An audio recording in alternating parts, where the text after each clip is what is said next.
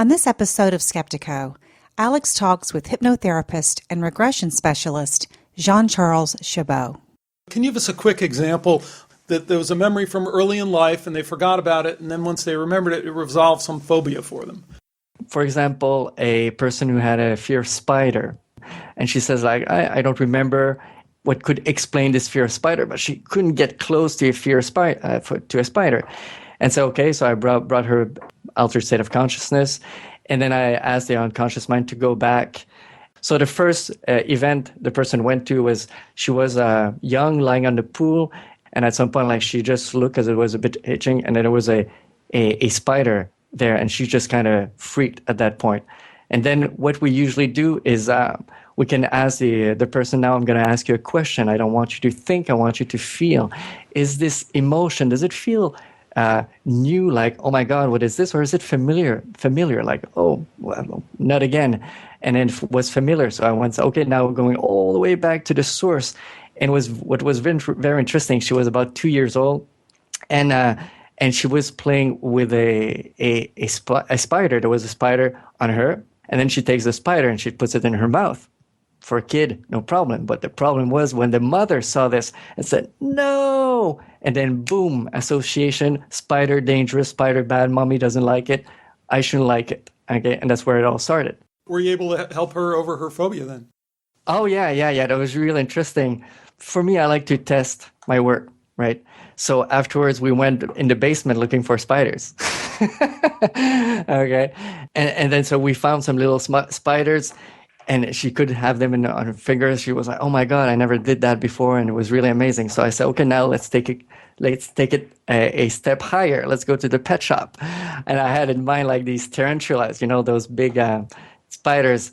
So I didn't know they were really dangerous. So I just went to the counter and said to the people, is it possible to look at the spiders, the tarantula, to play with them? And then the people at the counter was like, I'm going to try touching this. I'm like, what? It's like, these can sting. They can really hurt. They're not going to kill you, but it can really, really hurt. I was like, oh, okay.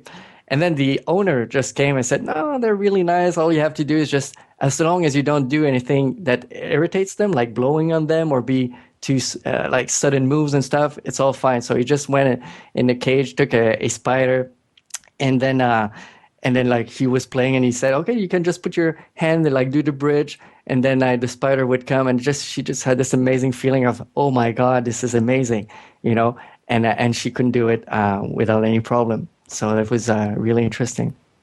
Stay with us for Skeptiko.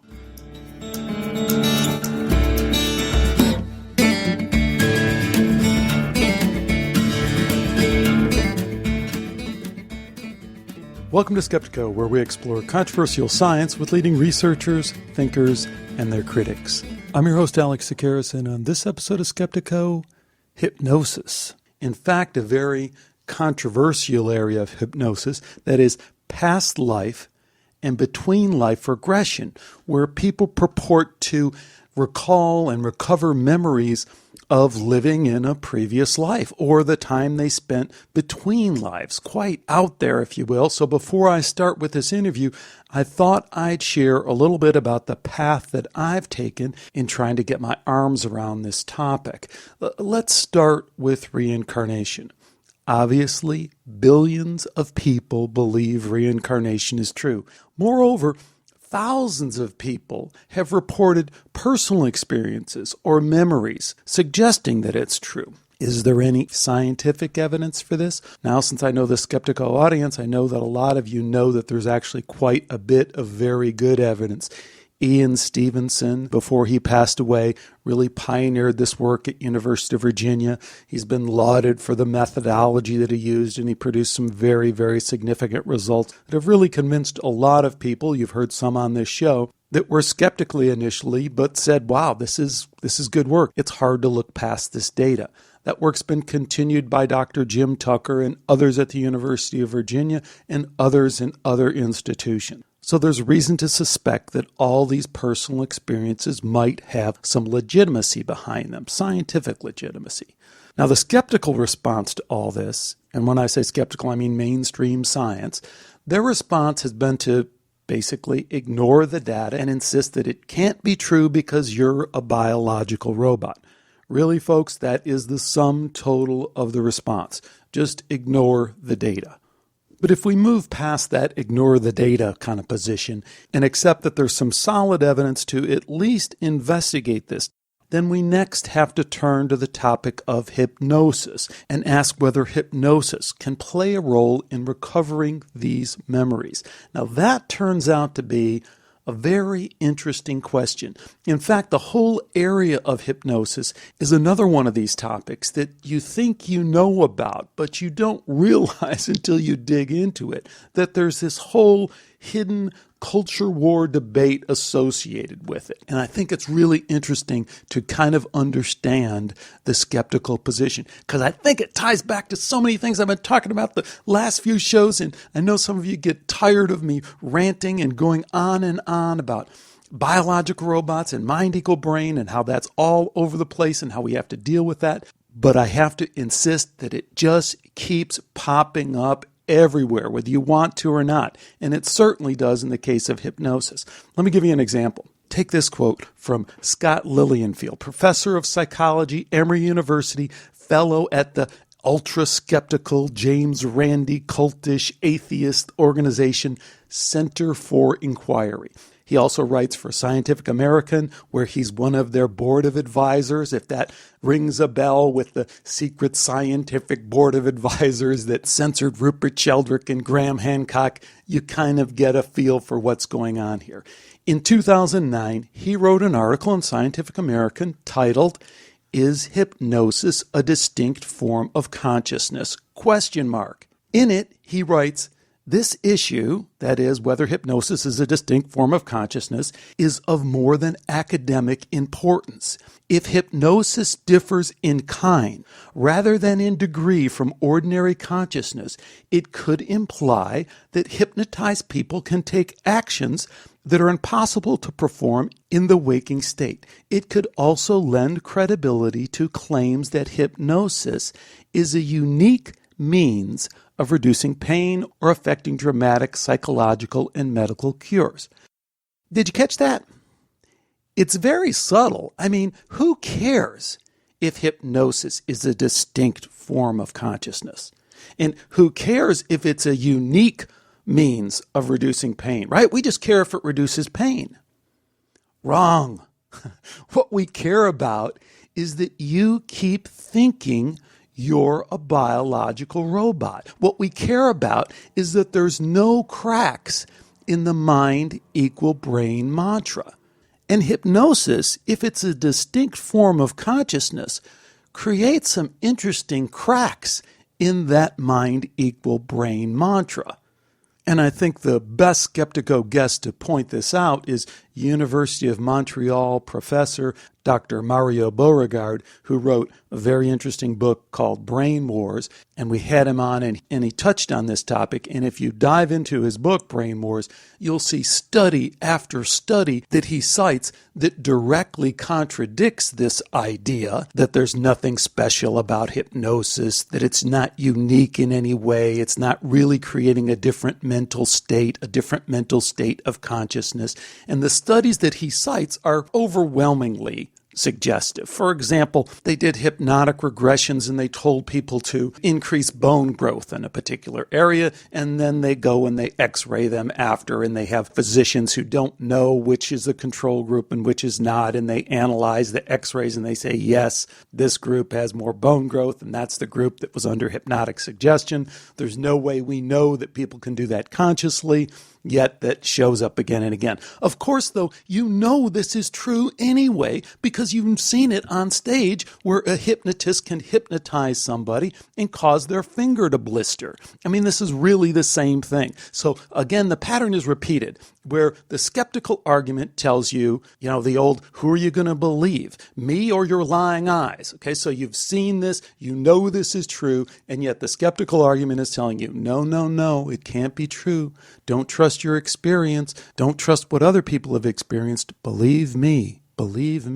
Beauregard goes on and cites many, many other studies highly suggestive of this fact that the state of hypnosis is truly an altered state of consciousness and can best be described in what we would call a trance state. Again, this is something that skeptics resist with all effort. You'll see our old friend Dr. Steve Novella, neurologist from Yale and host of the Skeptic's Guide to the Universe, in his blog, goes out of his way to say, not a trance state, ordinary mental state. Again, they have to support this idea that consciousness isn't real. And when we come across things that seem like an altered state of consciousness, like hypnosis, there's this real need to push it down in some way and give the promise that we'll be able to track it all back to brain function. Just wait and it'll all work out. Again, this might seem like kind of an obscure argument, but when you sort through what's really going on, you see that this is at the center of this debate over hypnosis. But of course, that's not what we're really interested here in this episode of Skeptiko. We're asking the question, can hypnosis be effective in recovering memory? Now, really, the question that we asked before is hypnosis an altered state of consciousness? Is highly relevant to this other question, but let's take it separately. That is, can hypnosis be effective in recovering memory? Now, you have to be careful how you ask and who you ask this question. If you ask it to the Center for Inquiry, Scientific American, Skeptical Atheist crowd, you're going to be led down this road and told a lot about false memory, how memories are implanted in people who are highly suggestible, and therefore we got to throw all this hypnosis and memory stuff out the window. And some of what they're telling you is definitely true. False memory syndrome, implanted memories are real. It really does happen.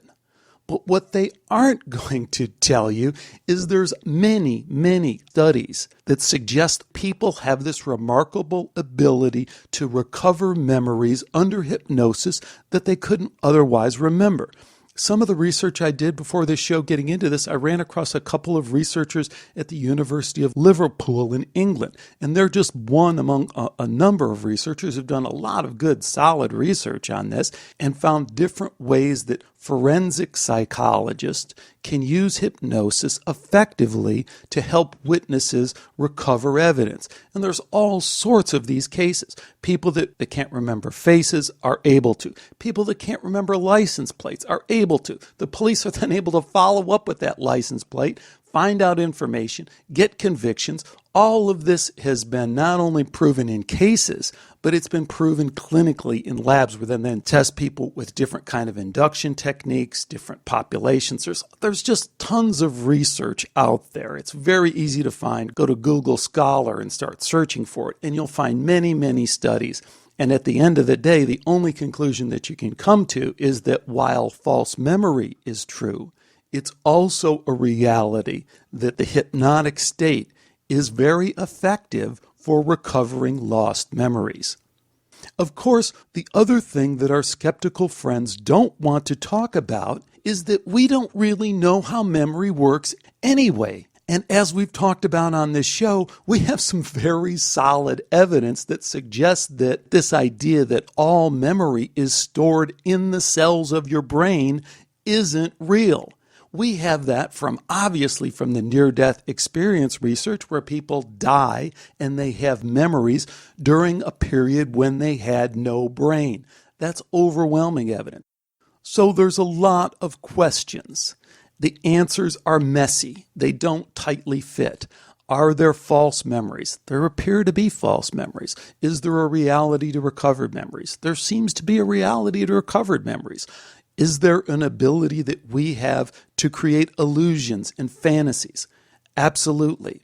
Is it possible that some of the illusions and fantasies that people are creating have some kind of allegorical or metaphorical meaning that is true on another level? I don't know. That's far beyond the realm of what we're trying to nail down here. But I think all those questions must be then thrown on the table if we dig a little bit deeper past this skeptical silliness. So since we're trying to figure out what's really going on, we might want to give a listen to people who are out there at the edge doing this work, like today's guest, Jean-Charles Chabot. Fascinating guy who I really enjoyed talking with. Here's my interview with him. Today we welcome Jean-Charles Chabot to Skeptiko. Jean-Charles is a hypnotherapist based in Montreal who specializes in regression therapy. I came across his work through several of his excellent YouTube videos that actually show him doing past life and between life regressions in a clinical setting in his office in Montreal. Fascinating stuff. Jean-Charles, welcome to Skeptiko. Thanks so much for joining me. Hi, Alex. Tell folks a little bit about what you do, what your practice is all about, and some of this work you do in regression therapy. Okay, so basically I'm specialized in what we call a spiritual hypnosis, which includes past life regression, life between life regression. We're going to talk a bit about that. And also specialize in what we call street hypnosis or impromptu hypnosis, which I prefer to call, because street hypnosis, sometimes people have this negative idea about it. And I also do what we call therapeutic hypnosis, which can include regression, but also just therapeutic techniques to help maybe with phobias or stop smoking and stuff like that. Great. So I think in reviewing your website, and I don't have a lot of experience in hypnosis, but I was quite impressed by your credentials, by your training. Tell us a little bit about your background and specifically who you've trained with to develop your practice. My background, I have a master's in education, so that's what I studied. I also have a bachelor's in career counseling. And after my master's in education, I went to China actually for 5 years doing what we call corporate training, soft skills training, where I was teaching training about self-confidence building, presentation skills, meeting skills, emotional intelligence skills, stuff like that. And I've always been interested in hypnosis for a long, long time, actually. And I started to read books and even integrate group hypnosis sessions in my training, which was really cool. But at some point, I was like, I'd like to learn more about this, to be trained in this. So in 2008, I went to, when I was still in China, I went to the United States to study first with Cal Banyan, the very quite famous hypnotist in the States, in California. And that's where it kind of all started, because what was really interesting in this training is that Cal was, like the normal clinical hypnotist, but it also has the spiritual part where it created this technique called the informing soul, which is about basically bringing the person before their incarnation to go and get knowledge. So I was like, oh, that's interesting. And I was in China for 5 years, so at some time, like every year and a half or so, I would go down back to Montreal, see my parents and see my family. And one day I went in the basement I forgot what it was, to look for something, and it was a very high shelf. And I was like trying to grab something. I don't remember what it was, but there was a book on the left that fell down. I was like, well, that's strange. So I picked up the book, and it was Michael Newton's book about Journey of Souls, which is about he's a bit like the pioneer in this work. And I just started reading this, and just inside of me was like a click or something. I just want to do this. I need to do this. That's what we could call the calling, my calling. And at that point, I just started to read a lot of books and to start to get trained with all the best guys in this field, like whether it's the Newton Institute, Dolores Cannon, Brian Weiss. And I just basically went to train with all these big people and analyze what's their technique, what are the principles behind their techniques, to create my own approach to past life regression and also in between life regression. Work. It's obviously very controversial to a lot of people. And as I mentioned, as we were chatting a little bit beforehand, what I thought we might do to kind of lead people up into an awareness or being a little bit more receptive to the possibility that there is some reality to what you're talking about, because it really is going to be mind-blowing to a lot of people. Yeah. I thought it might be helpful to go over some of the basics of hypnosis, because while on your YouTube channel, I saw some other presentations that you've done. You've really done some amazing work. I mean, you've studied with all these different hypnotherapists. You've also set up an institute. Is it the Institute for Spiritual Hypnosis? Is that right? Yeah, it's the International Institute for Spiritual Hypnosis. Yeah, where the goal is to actually do research, because what people may be interested to know is that I'm also a very rational and scientific person as a personality. And I also collaborate with the Psycho-Neuro Institute in Montreal, where we also start to do research using brainwaves to see what happens when people are in hypnosis, when they have a spiritual experience. So that's why the Institute was created to do research and also to do training, to train people, because especially in the French world, there's not a lot of people doing past life regression or life between life regression and who have the skills to do it well, because it's, as we're probably going to talk in a few moments, there's some really important skills required to do this in a good way. Great, and I definitely want to get to that.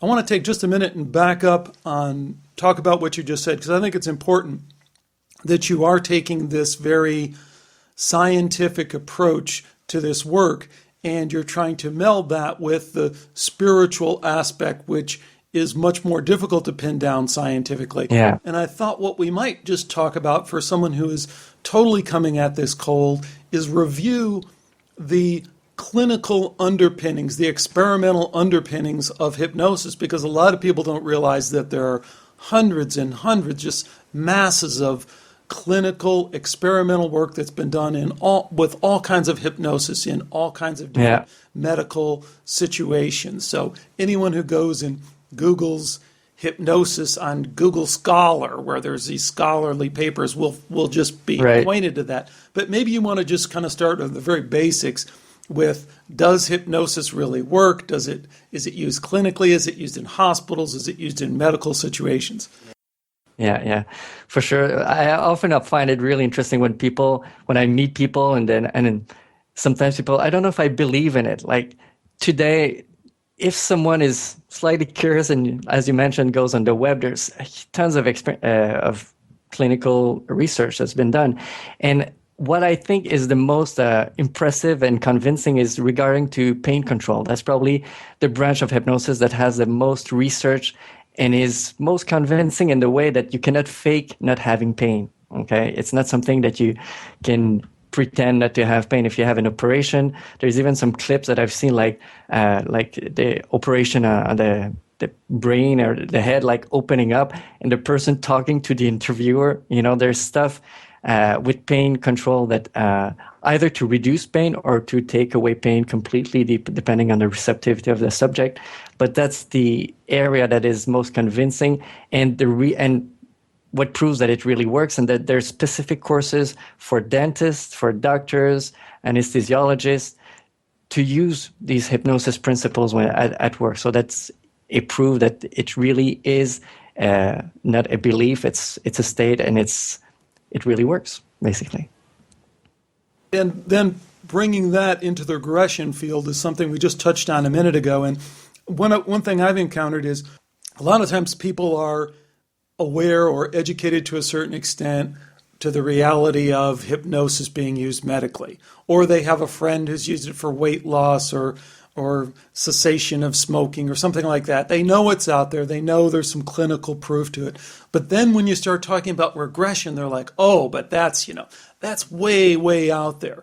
And what I thought was interesting in one of the presentations I saw you give is you connected the fact that regression is often a common technique used in other kinds of hypnotherapy. Can you maybe talk a little bit about that and what role regression plays in hypnotherapy? Yes, for sure. Basically, because regression is one technique among many others that can be used when we do pure therapeutic hypnosis, okay?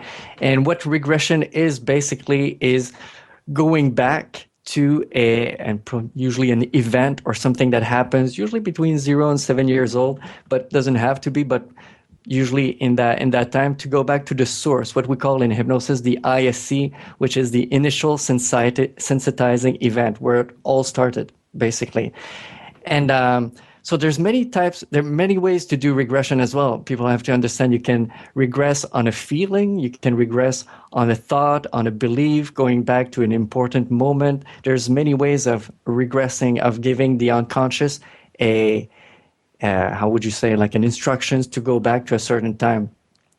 And a very useful way of doing regression is like either connecting to a feeling, an uncomfortable feeling, or something that the person wants to resolve, and just to ask the unconscious to go back all the way back to the source, to the where it all started, like to the cause of that. And that's where usually when you do phobias, and it's really interesting because I've had people who say, oh, I don't know where it comes from. I have this fear of water, for example. I don't know where it comes from. It must come from a past life.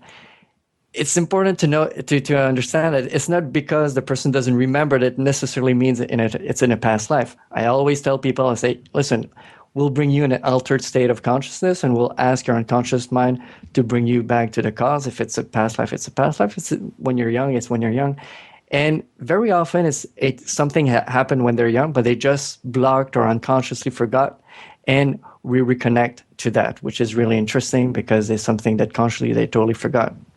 Can you give us a quick example of maybe a case where that's happened? I'm sure you have many in your therapy, and then how that resolved something for someone, that there was a memory from early in life and they forgot about it, and then once they remembered it, it resolved some phobia for them. Yeah. For example, there's I'll give you a couple examples. One with regression in this life and past life. Okay, regression, like for example, a person who had a fear of spider.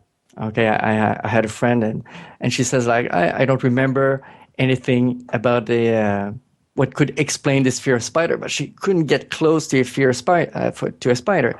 And so so I brought her in an altered state of consciousness, and then I asked the unconscious mind to go back, and then we went back to. And sometimes even if we ask the unconscious mind to go back to the source or the origin, it doesn't always go there first. So we always have to ask again.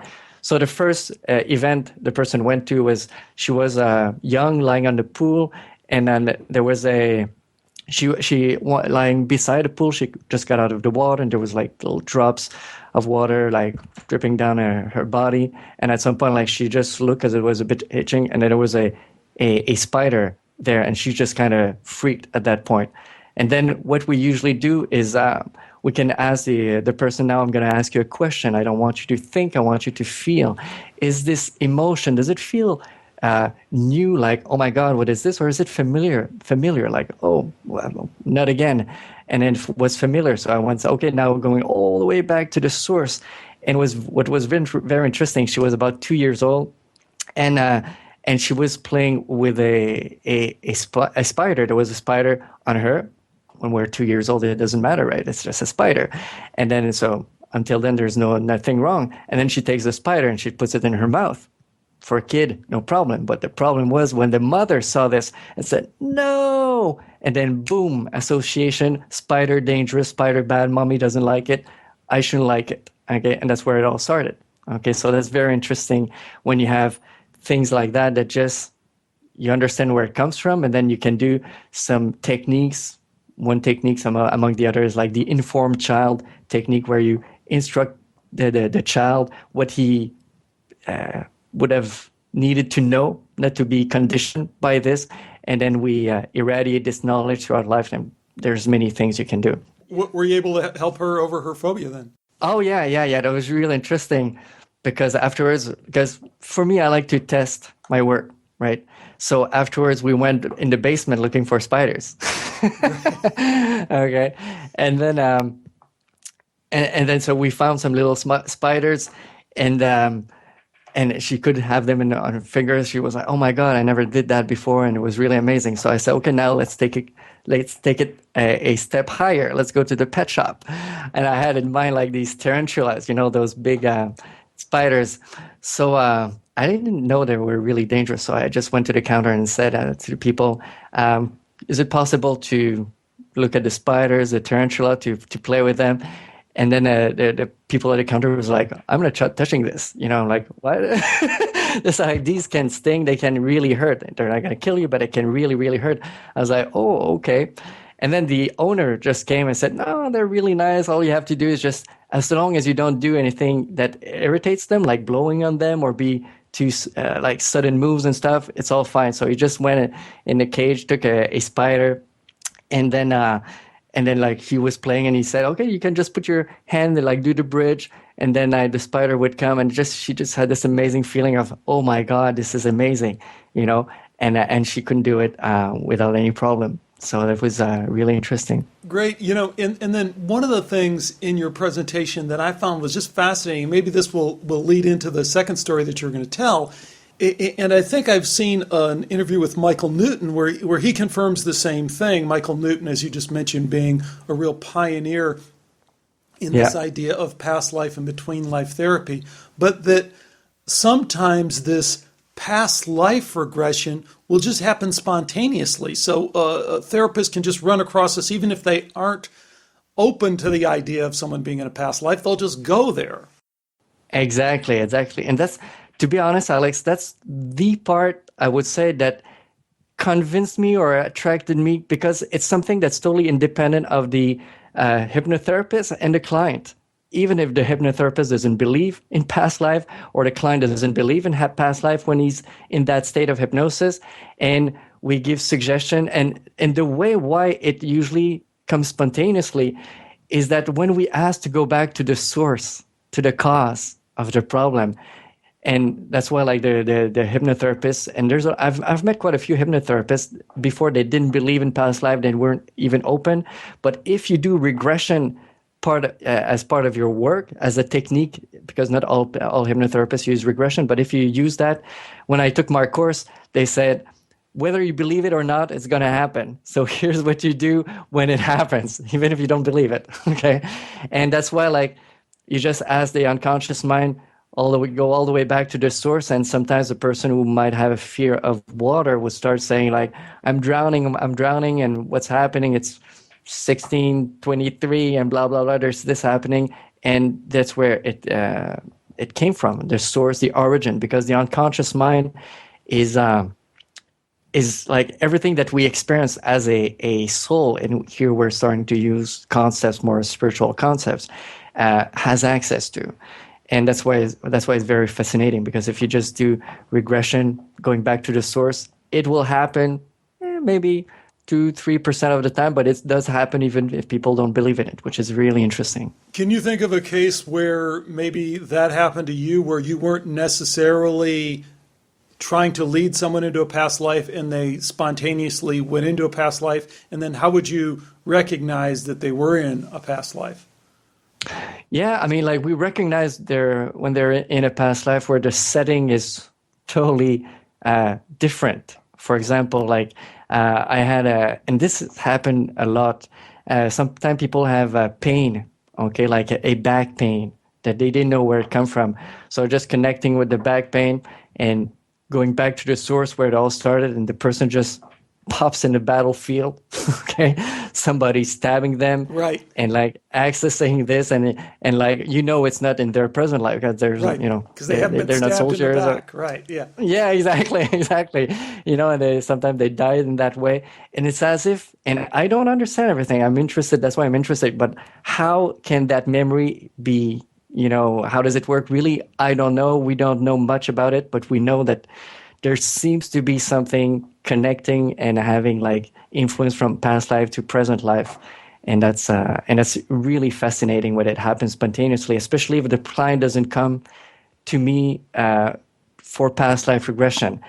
Today, I would say it's more rare that it happens spontaneously, because I'm specialized in spiritual hypnosis. So people come to me for past life. But even if they come to me and say, as I mentioned before, like, there's this pain or this fear or this whatever, this unexplained emotion, I don't know where it comes from. It must come from a past life. We have to be really careful. It's not true.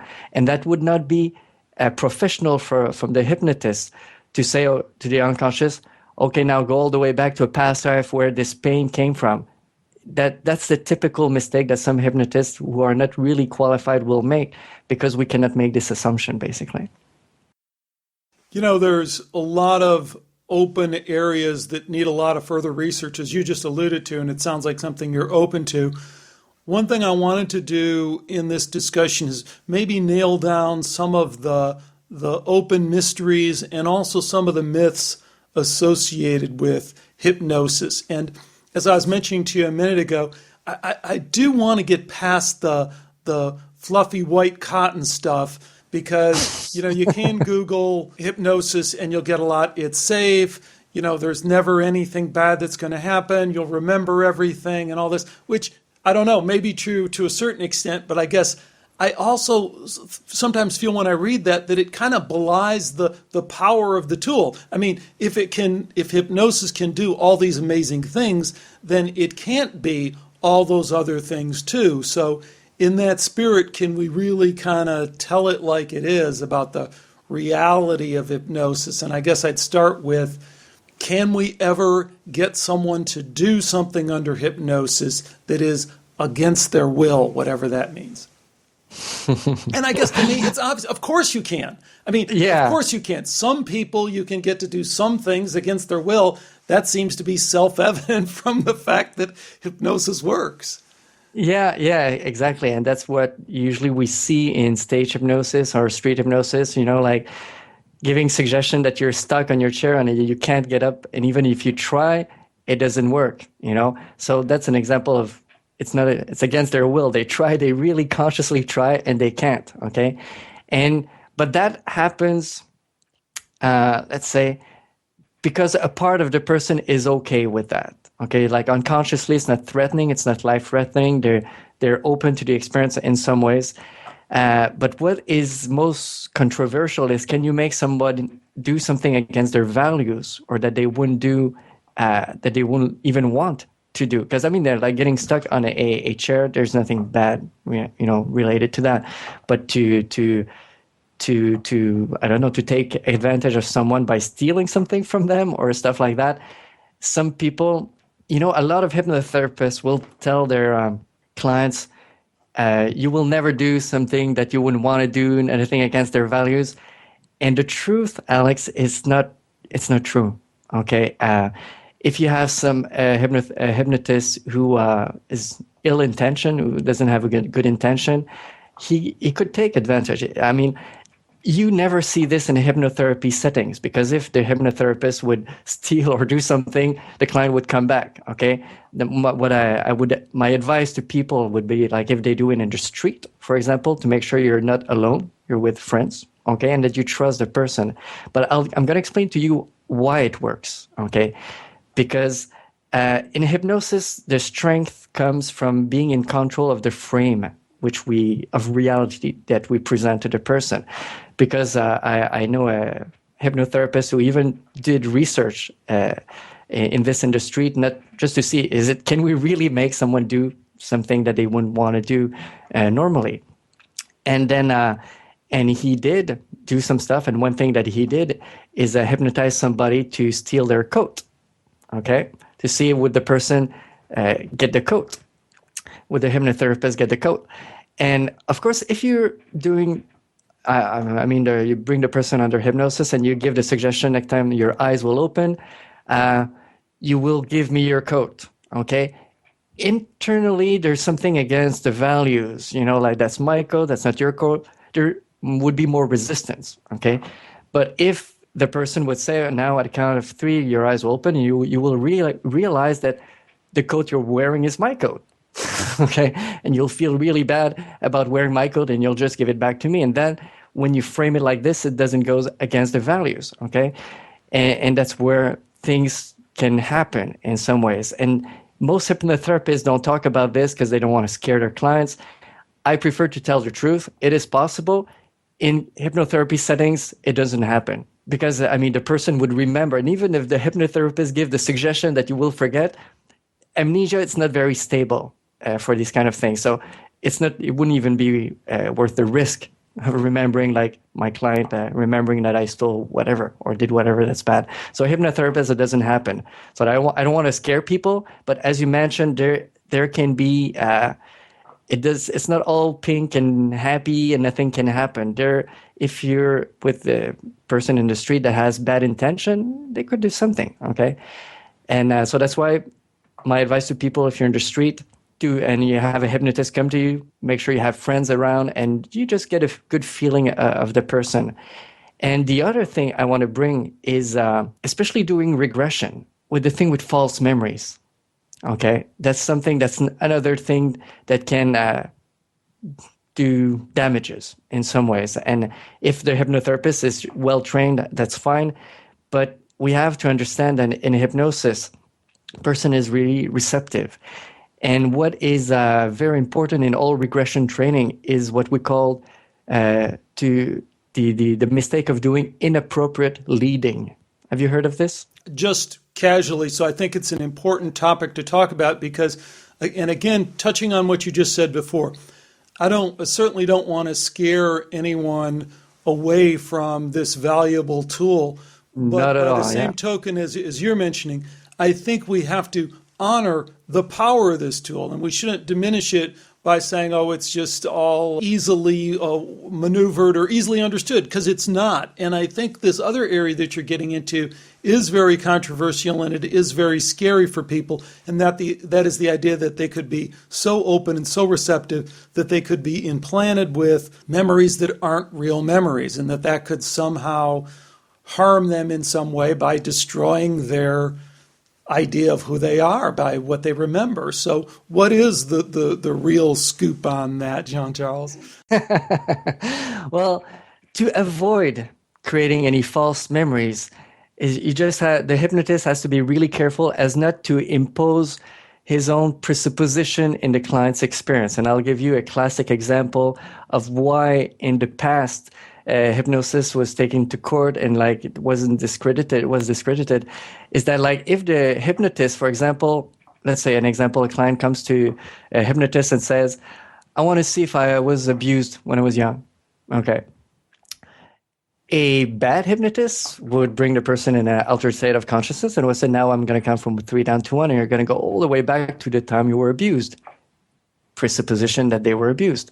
And this is a mistake, a big no-no in regression, because you don't want to presuppose that they were abused. But if the hypnotist is not skilled, it's just trying and let's explore. The client could potentially create an experience which is not true. Okay, that's why this is called inappropriate leading. And inappropriate leading can be done, in different ways. Also, I don't know, if I go back to a child, you're a child and you're eating food and having fun and throwing food on the floor and stuff like that. And if the hypnotherapist says, your parents must not be very happy about this, okay? And this is leading. It's a good hypnotherapist, and how does your parent feel about this? If it's relevant, of course, it's just an example.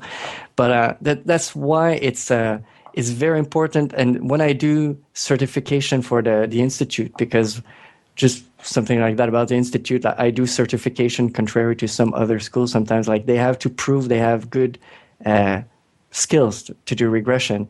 And it can be very subtle. For example, the person goes back to an event, not necessarily in childhood, or maybe where there's someone dying, or a ceremony and everything happening.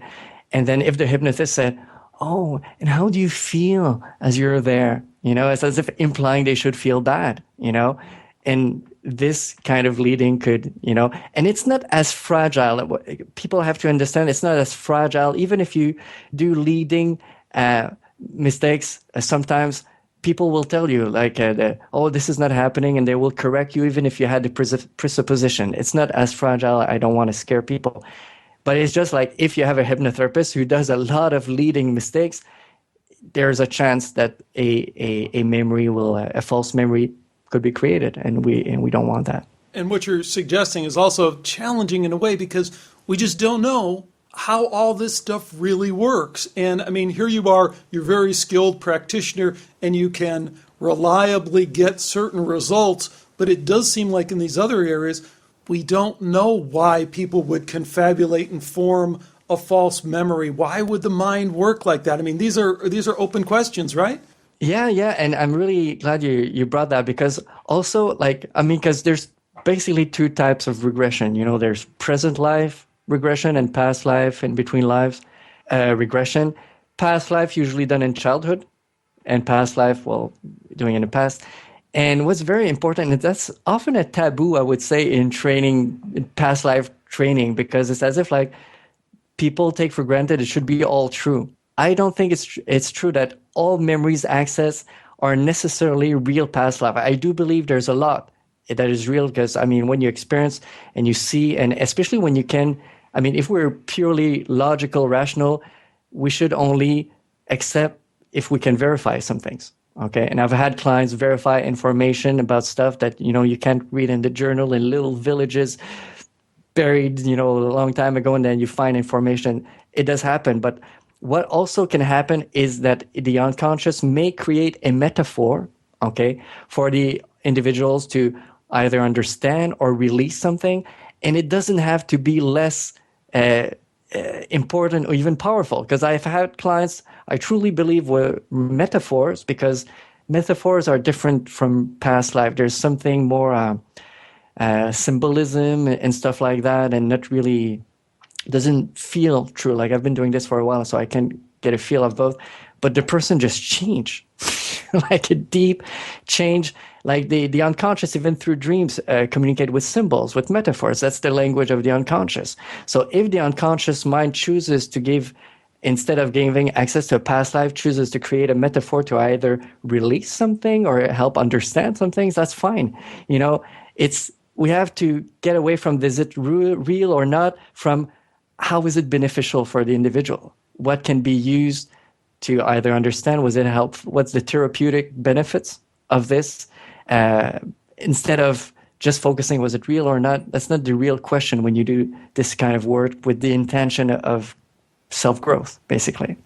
Fascinating. I love the way you handle that, because I love the openness to all the different possibilities that might exist, and at the same time, your rigor and your focus about how we should approach it in terms of results. So with that as kind of a background, take people through what typically happens in a past life or a between life regression, and I'm not sure how those would be different, and what typically why someone would come to you for that, and then typically what they would experience during that kind of session. Yeah, sure. I guess I'll just start by making a difference between past life regression and in between life regressions.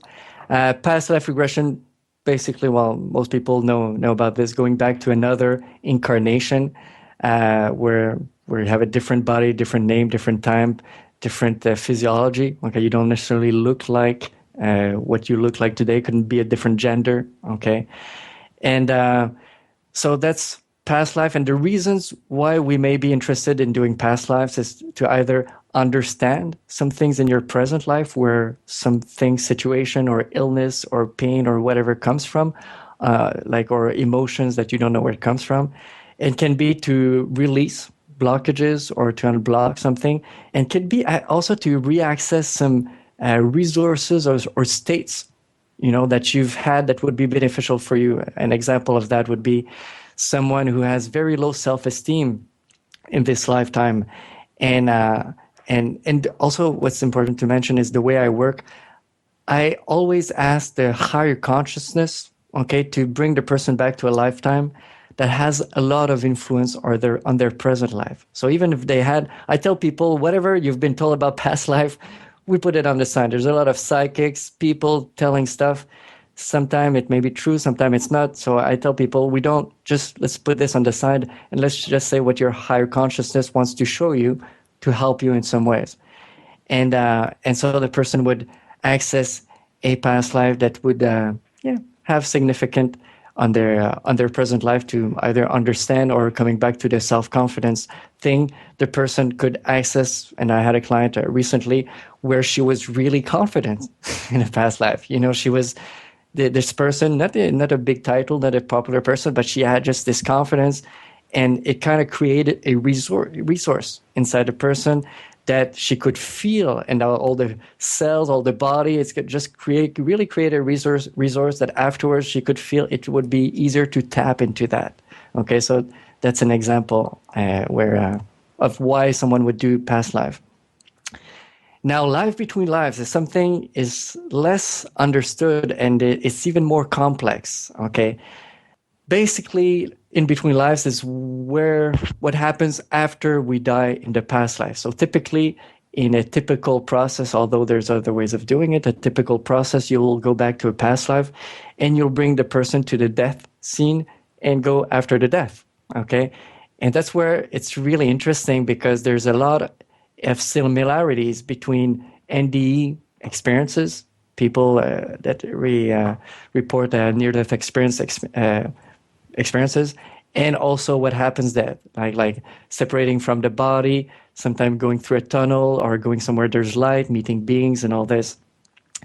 And the reasons, there may be many reasons why someone may be interested in that. It can be to reconnect with their spiritual nature, because I don't know if you've heard the expression, we're not human beings having spiritual experience, we're a spiritual being having a human experience.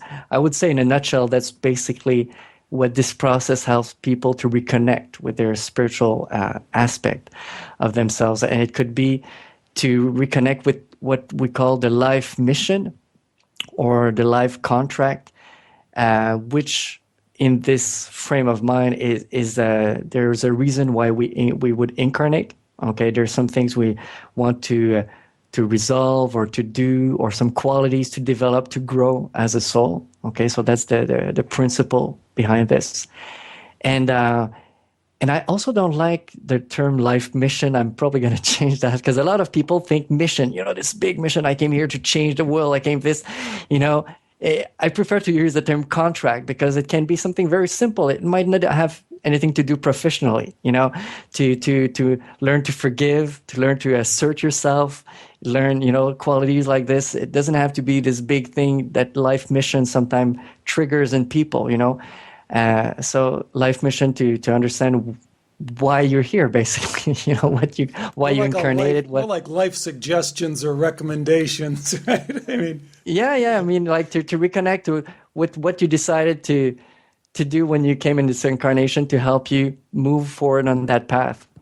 And some people can be to reconnect with the nature of what we call spirit guides, okay, or sometimes people call angels, and it's really fascinating when people connect with them and with a guide, and they have this experience of unconditional love. Like, yeah, you see stuff when you do this work. That's just, sometimes I even cry.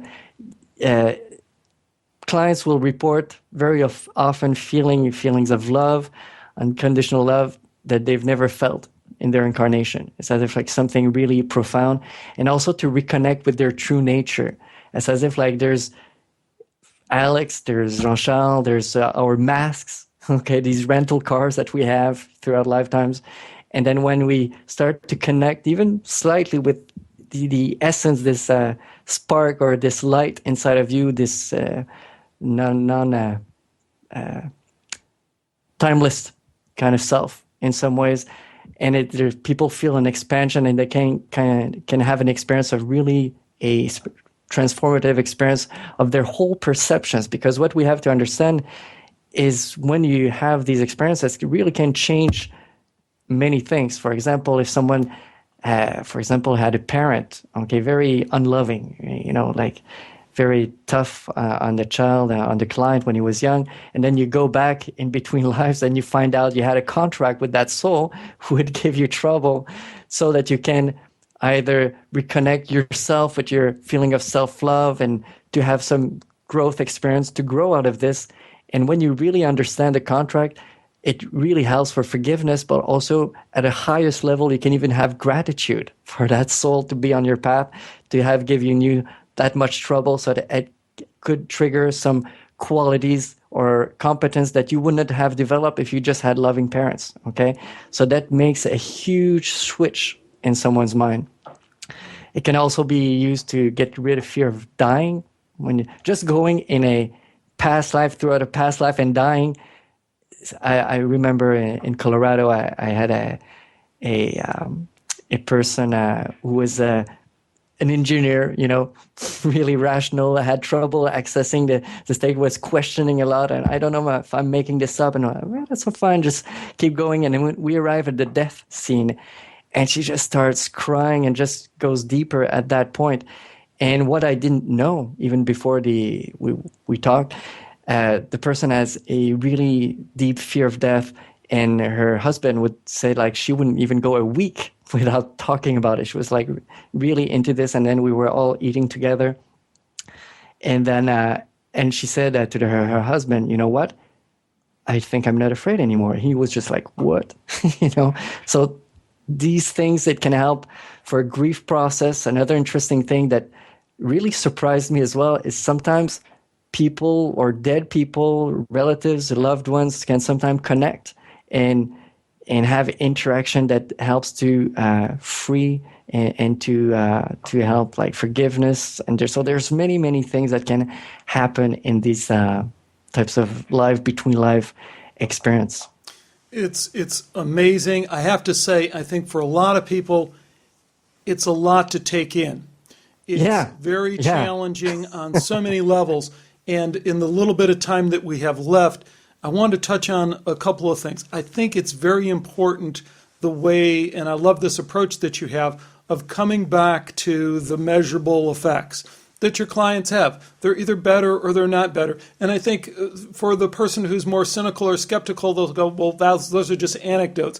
And I don't think that's true. I mean, I think in a therapeutic session, this is what we measure all the time. I mean, if you're a psychotherapist, a psychoanalyst, you're doing therapy and people are either better or they're not based on how they report. And we compare that to drugs. We can give someone drugs to overcome grief. We can give them antidepressants to overcome grief. We can give them psychotherapy to overcome grief. Or we could give them a past life or between life regression therapy, and we could measure that. So it always amazes me where people want to kind of just dismiss it and slide it off the table and say, that's not scientific. We can't measure it. Of course we can measure it. We measure that kind of stuff all the time to find out what is most efficacious.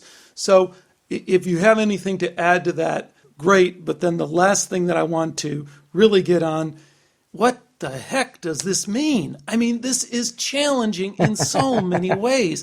Soul contract, life groups, life missions. It's not about this life, it's about the next life. How does someone figure this stuff out, figure out how to incorporate this into their worldview? How are your clients making that leap of understanding?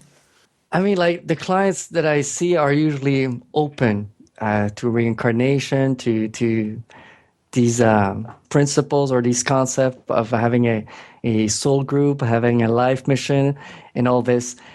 But what is most interesting, and when you have clients, and that's where I guess the point that is worth mentioning is that even if the client doesn't believe in it, and I've had clients, who come in the office and say, you know what, I'm very skeptical, and I say that's fine. But my wife made me come, or my husband made me come. Yeah, yeah, and I tell people, as long as you're open to have an experience, then it's fine. Because if the person that wants to prove it's not going to work or doesn't want to believe that it's possible, then they're going to block the experience. They're not going to follow your suggestion. They're not going to let it happen. But if the person says to me, you know what, I'm very skeptical, but I'm open, that's perfect. And that's when you have these people who haven't read a lot about this stuff, who are very skeptical and who have these really profound experiences, who not only on the spot are very meaningful and very touching and all this, but it integrates in their life. Things change in their life, in their interaction with others, with themselves, perceptions of the world. There's really noticeable changes that can take place at many, many levels. And sometimes even at levels that you haven't touched during the session, which is really interesting. I've had like a chiropractor who came to see me, who had this really deep pain, and we've did work, past life, life between life, and it just like, because I always ask the higher consciousness to do healing and stuff, but I wasn't specifically toward the pain. I didn't even know about it. And the guy just reported the day after, was like, you know what, this pain that I've had for years is gone. So there's we don't understand, Alex. We don't understand exactly how it works. It's a bit like a car. You know how to drive, we know what to do, but like some people know how cars works, but you don't need to know how the car works to use a car. So it's very fascinating, and I honestly think that as changes, there's big changes in the world. There's a lot of people are more open now. I get more and more clients who are not even into spirituality. They're just very sincere about knowing more about themselves. And I think in the future, this kind of spiritual hypnosis will be more and more popular, because it just takes, even for a therapist, like psychologists. In my classes, I have psychologists, doctors, who don't want to be on the website, but they want to use it personally with their clients. Because there's orders. I don't know how it is in the States, but it's a bit more touchy. But it just gives you a broader sense of the situation of client, even the karmic influences, why they're here. So if they have this problem, and you can manage to get a wider view, it's just more helpful overall to help the client. Well, great, Jean-Charles, and we will definitely have a link to your website and a couple of your websites, but in the little bit of time we have left, tell folks how they might get in contact with you if they're interested in this or want to learn more about it or want to watch some of your excellent YouTube videos. I have my YouTube website. I guess if you just write Jean-Charles Chabot, there's not many people on YouTube with that name, so that shouldn't be quite easy. I have my in English, livebetweenlives.ca, so it's live-between-lives.ca. This is my English personal website. And also there's a website, we're in French right now for the Institute, which is hypnosespirituelle.com. Maybe it's going to be on the page where, I don't know, anyway, so there's these two websites where if people want to connect with me through my, it all can also be at info hypnose, INFOHYPNOSE at jcchabot.com. So that's my my email address that I can be reached at. And if for some reason it comes, I'm really busy. It's kind of months in advance to have an appointment. But at the Institute, I train people, and I chosen a few people who are really qualified. So if people want to start with a past life regression with some of the people I've trained, it's also possible. Well, great. It's really great work, and it's been terrific covering the many topics that we did, and I really appreciate you coming on. Thanks so much for joining me today on Skeptiko. Thank you, Alex. It was a pleasure. Thanks again to Jean-Charles Chabot for joining me today on Skeptiko. A couple of questions I might tee up from this interview. The first relates back to the introduction. I'd ask, what does hypnotic regression and hypnosis in general tell us about consciousness? Talked about that a little bit at the beginning. Love to get your take on it. The second question is, do you think it's possible to access memories of a time before you were born? This is, after all, the claim that's being made by people who do past life, between life regressions. How do you sort out the evidence for that? How would we know? How would we sort through that question? So, of course, the place to answer those questions and engage with other Skeptiko listeners is either on the Skeptiko forum or in the comment section of the Skeptiko website. You can reach both through the website at skeptiko.com. You'll also find there links to over 200 previous shows, a link where you can subscribe for free on iTunes to all of our shows, and an email and a Facebook link to me. Well, that's going to do it for this episode. I have a number of interesting shows piled up, so please stay with me for all of that. But until next time, take care and bye for now.